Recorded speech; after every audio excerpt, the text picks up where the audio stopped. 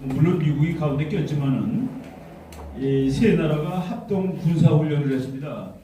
9월 30일 무렵인데 그때 그 일본 군함이 일본의 이지스함이라는 상당히 이 성능이 좋은 군함인데 그 군함은 세계적으로 잠수함 잡는 능력이 탁월한 배입니다. 그러니까 북한이 잠수함 발사 미사일을 쏜 이후에 한국, 미국, 일본 세 나라가 동해바다에서 훈련하면서 거기에 일본이 잠수함 잡는 배가 꼈어요. 그거를 가지고 대한민국 정치가들이 난립니다.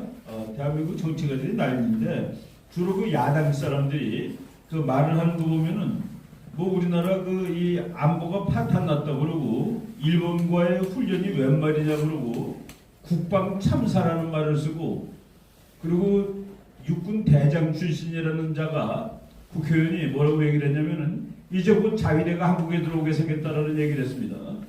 그 사람의 말이 틀리는 거는 이제 곧 국군이 일본 가게 생겼다라도 동시에 되는 겁니다. 세 나라가 같이 훈련했잖아요. 공통의 적을 향해서 그렇게 일본이 얻어맞으면 우리나라 군대가 일본 갈 수도 있는 거예요. 근데 그런 말은 없이 곧 자위대가 한국에 들어오게 생겼다 뭐 이러면서 참 국제정치 따라가지 못하는 그런 얘기를 하고 있습니다.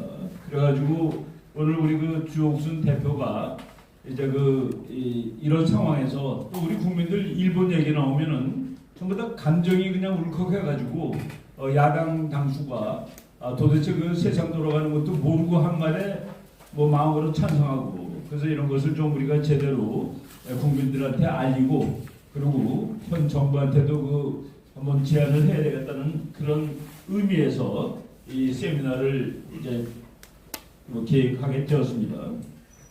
지금 세상이 얼마나 변하냐 하면은 9월 28일입니다. 여기 그림 보면은 여러분 좋을 텐데 독일 전투기가 아시아로 날아왔는데 그 독일 전투기가 아시아로 오면서 그 비행기는 별명을 앰버서더 대사님이라고 붙였습니다. 근데 그 비행기 보면은 그 몸체 동체에는 독일 깃발을 그려놓고 양쪽 날개에다가 그 깃발을 그렸는데 이쪽 날개에는 호주 깃발하고 싱가포르 깃발을 그렸습니다. 그리고 이쪽 날개에는 일본 깃발하고 한국 깃발을 그렸습니다. 그러니까 독일의 전투기가 아시아까지 날아와가지고 그래서 우리나라는 그 전투기가 오기에는 너무 좀 상황이 그러니까 좀 델리킷한 거죠. 전투기까지 오기는. 그래서 한국에는 독일의 수송기가 왔습니다. 성남공항에 내렸었죠. 그리고 일본에는 그 전투기 유로파이터라는 독일 전투기가 가서 일본의 그 F2라는 일본이 만든 전투기와 함께 이제 전투 훈련을 했습니다. 그 훈련이 뭐겠습니까? 누구를 향한 훈련이겠습니까? 일본 전투기하고 독일 전투기가 훈련하는 것은 필경 중국과의 싸움을 상정한 것이거나 북한과의 싸움을 상정한 겁니다. 우리가 지금 세상이 변했다고 얘기하는 것은 거꾸로 한 80년 전에 한번 생각해 보겠습니다. 80년 전에 독일하고 일본은 미국의 원수 중에 원수입니다. 근데 그런 나라들이 지금 그 미국의 원수 두 나라가 세월이 지난 다음에 아시아까지 와서 미국이 싸우는데 미국은 지금 중국하고 싸우고 북한하고 싸우고 있습니다. 그거를 도와주겠다는 훈련을 하는 이런 엄청난 세계가 되었다라는 말씀을 먼저 드립니다. 세상이 변한 것을 감지하지 못하고 그리고 일본은 뭐 영원한 적국으로 치고 그리고 이 사람들은 중국을 영원한 친구로 치는지 잘 모르겠어요. 그건 정신 나간 그런 분석을 하고 있는데 오늘 이제 이론적으로 국제 정치에서 친구하고 적을 구분하는 기준이 있습니다. 그 대학교 2학년 때 배우는 기준입니다. 국제 정책 개론에 나온 기준인데 그거 말씀드리고 거기 이제 제 논문의 3절입니다. 그 다음에 국제정치에서 친구와 적을 구분하는 또 다른 기준 해가지고 원칙적인 기준이 하나가 있고 그리고 오늘날 21세기적 기준이 하나 더 있습니다. 그리고 그 다음에 미국하고 일본의 관계가 어떻게 좋아졌는지 그리고 우리의 진짜 적국은 누군지 여기에 대해서 말씀을 드리겠습니다. 국제정치에서 친구와 적을 구분하는 기준 우리나라를 중심으로 말하겠습니다. 우리보다 힘센 나라를 일단 적이라고 그러기보다도 적 그러면 좀 그 개념이 있으니까 무서운 나라로 치면 됩니다. 우리나라보다 힘센 나라는 다 무서운 나라입니다. 그런데 거기 조건이 하나 더 들어옵니다. 가까이 있는 나라면 무서운 나라입니다. 예를 들어서 뭐 저쪽 뭐 3,000km 밖에 있는 독일은 우리한테 무섭지 않습니다. 영국 우리한테 무섭지 않아요. 너무 멀리 있기 때문에. 우리한테 무서운 나라는 우리 가까이 있는 우리보다 센 나라입니다. 우리 가까이 있는 우리보다 센 나라가 누굽니까? 일본하고 중국이에요. 그런데 그러면 일본하고 중국을 다 안보의 대상으로 하면은 그때는 문제가 생깁니다. 왜? 우리가 일본, 중국을 동시에 상대할 만큼 힘이 없으니까. 그래서 우리가 일본도 싫고 중국도 싫다. 둘 다를 적으로 한다 그러면 이건 안보의 파탄입니다. 왜? 우리 능력으로 안 되는 거니까. 그래서 이제 국제정치학의 세력균형 이론이라는 게 있는데 그 세 나라가 있을 때 제일 센 나라를 적으로 두고 두 번째, 세 번째인 나라가 힘을 합치는 것이다. 이거는 국제정치의 철칙입니다. 그러면은 일본 있고 중국 있고 한국 있는데 중국이 지금 제일 셉니다. 그러니까 중국을 한쪽으로 놓고 일본하고 한국이 힘을 합치는 거 이것이 원칙이라는 얘기입니다. 거기는 도덕이고 뭐고 국제정치는 없는 거예요. 옛날에 일본이 힘이 제일 셀 때는 우리가 중국 편이었습니다. 심지어는 미국도 중국 편에 가지고 일본하고 싸웠던 것이 2차 대전이죠. 예. 여기서 이제 그 영국의 파머스톤이라는 사람이 파머스톤 경이죠. 그 사람은 외무장관도 되고 또 영국의 수상도 했는데 영국의 외교 정책에는 영원한 친구와 영원한 적이 없다. 다만 영원한 친구가 있을 뿐이다. 라는 아주 그 명언을 남겼는데 지금 우리나라 사람들은 일본을 영원한 적이라고 생각합니다. 일본은 70년 전, 80년 전에는 분명히 적이에요. 근데 지금도 적은 아니다라고 우리가 좀 과감히 말을 해야 됩니다. 지금은 오히려 중국이 더 적이죠. 그래서 그 적을 가르는 기준에 의해서 우리는 지금 중국이라는 가장 그 무서운 나라에 대항하기 위해서 일본하고 힘을 합치는 것이 일단 맞는 이론이다라고 이론으로 말씀을 드렸습니다. 그 다음에 적을 구분하는 또 다른 기준이 있는데 여기 이제 도덕이라는 요인이 들어가는 겁니다. 국가들이 끼리끼리 뭉칩니다. 끼리끼리 비슷한 나라가 뭉치는 거예요. 정치적인 제도 그리고 정치 스타일 그리고 경제 제도 이것이 같은 나라들이 뭉치는 거죠. 그러니까 사회주의 국가들 자기네끼리 잘 뭉치고 자본주의 국가들 자기네끼리 뭉치고 독재 국가들 끼리끼리 뭉치고 그리고 자유주의 민주주의 국가들이 끼리끼리 뭉치는 겁니다. 옛날에 그 냉전 시대 때에는 공산주의와 자본주의의 싸움인데 그때 공산주의는 꽤 많았습니다. 전 세계적으로 인구로 치면 수십억이 공산주의에 살고 있었습니다. 근데 이제 그 게임은 1990년에 자본주의의 승리로 끝났고 그리고 냉전이 끝난 다음에 지금 한 30년 된 이 상황에서 봤을 때 지구가 갈등 구조가 옛날보다는 훨씬 단순해졌습니다. 이제 사실은 공산주의 국가는 뭐 없는 거나 마찬가지죠. 북한마저도 저거는 공산주의가 아니죠. 저거는 중세 봉건주의, 봉건 왕조쯤 되는 나라고 소련도 자본주의입니다 지금. 그리고 중국도 엄밀한 의미에서 공산주의 경제는 아니죠. 근데 그 국제 정치를 어떻게 구분하느냐? 지금은 민주주의 하는 나라, 자유주의 국가와 독재 국가로 구분하는데 독재 국가를 4개를 칩니다. 중국, 러시아, 이란, 북한 요 정도가 한 팀이고 그리고 지구 나머지 다가 이쪽 팀이에요. 대한민국은 당연히 이쪽 자유주의 팀에 껴 있는데 그러니까 우리가 자유주의 팀에 껴 있는 일본은 대표적인 자유주의 국가입니다. 그러니까 우리가 일본하고 힘을 합쳐서 중국이나 북한한테 대항하는 것은 너무나도 당연스러운 일이라는 그런 얘기가 되는 것이죠. 조지 워싱턴 대통령이 이렇게 얘기했습니다. 우리가 그 국제정치학 공부하다 보면은 항상 영국의 파머스톤을 먼저 얘기를 하고 영원한 친구도 영원한 적도 없다를 파머스톤이 한 발로 치는데 사실은 조지 워싱턴 대통령이 더 먼저 얘기했습니다. 조지 워싱턴 대통령이 그 대통령 고별사에서 얘기했으니까 1800년도 되기 전인데 어떤 나라를 영원한 친구라고 생각하고 어떤 나라를 영원한 적이라고 생각하는 그런 나라는 사실은 그 노예 같은 나라다.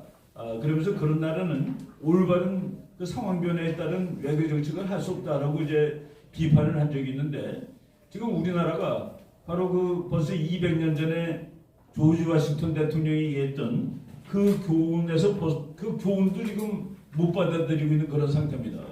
어느 나라는 영원한 친구, 어느 나라는 영원한 적인데 그렇지 않습니다. 그리고 우리가 일본하고 힘을 합쳐도 되는 그런 것을 뒷받침하는 막강한 국제정치 이론이 있는데, 1990년대에 개발된 이론인데, 그거는 이제 학자들이 국제정치를 분석하다가 아주 특이한 사실을 발견했습니다.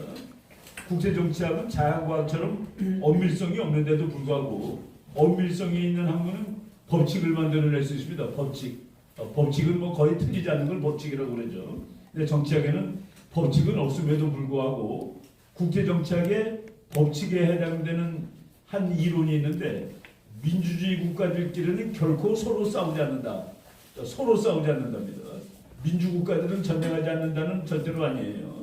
미국 같은 나라가 민주주의인데 뭐 무수히 전쟁을 많이 했기 때문에 그 나라가 근데 보통 보니까 상대방이 항상 독재국가였더라는 그런 특기가 있죠. 민주주의끼리는 절대로 전쟁하지 않는다라는 그 놀라운 사실이 이제 발견됐는데, 그 이론이 깨지려면 앞으로 어느 날 민주주의 국가끼리 전쟁이 터졌다 그러면 그 이론은 지금 망가져요. 근데 적어도 지금까지는 그 이론은 맞다는 얘기입니다. 일본하고 한국은 둘 다 민주주의 국가예요. 그러니까 데모크라틱 피스 티어리에 의하면 일본하고 한국은 전쟁할 가능성이 0입니다. 전쟁할 가능성이 0인 나라와 군사훈련을 같이 하는 게 뭐가 문제가 되느냐는 그런 그 얘기를 할 수가 있겠습니다. 그 다음에 제가 이제 그 논문에 5번째, 미국은 일본의 군사력을 선한 힘이라고 선언했다.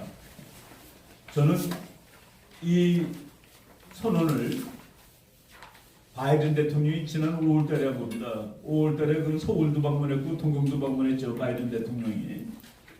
일본이 기시다 총리가 2025년까지 일본은 GDP의 2%로 국방비를 올리겠다라고 그랬습니다. 지금 일본이 GDP의 1%인데 그 국방비가 우리나라보다 절대액이 더 많습니다. 일본의 GDP가 우리나라보다 더 많으니까. 근데 그거를 2%로 올리겠다 그러면은 2025년까지 앞으로 3년 이내에 일본의 국방비가 2배로 늘어나는 겁니다. 그런데 미국의 바이든 대통령이 일본 총리께서 국방비를 대폭 증강시키겠다고 그래서 기쁘다. 그리고 일본의 힘은 미일 동맹과 더불어 동북아시아에서의 선한 힘이다 라고 얘기했습니다. 이것이 그 충격적인 이유는 뭐냐면, 어느 나라의 힘이든지 군사력은 선하다라고 얘기하지 않습니다. 그리고 제가 이제 미국 학자들한테 이제 뭐 오랫동안 물어본 거가 뭐냐면은, 이제 중국이 힘이 세지니까 일본을 키워줘야 되지 않겠느냐. 미국 사람들이 일본을 키워주겠다고 합니다. 일본의 힘은 어디까지 커야 되느냐 라고 질문하면은 자기네들이 그게 딜레마라고 대답을 합니다. 일본의 힘이 어느 이상 커지면 미국한테 대드는 힘이 됩니다. 미국한테 대드는 힘이 되는 것이죠, 당연히. 그런데 2022년 5월 미국 대통령이 일본 와서 일본의 힘은 미국이 선한 힘으로 인식한다. 일본이 막 커지는 것은 괜찮습니다. 미국이 말이죠, 다른 나라의 군사력을 선한 힘으로 생각하는 건 아마 두 개일 겁니다. 이제 일본이 두 번째가 됐을 거예요. 첫 번째가 영국입니다. 영국은 아무리 힘이 늘어나도 지금 미국이 그 힘을 미국한테 두려운 힘이라고 생각하지 않습니다. 그러니까 영국이 유럽을 지배하는 건 미국이 가만 놔둘 거예요.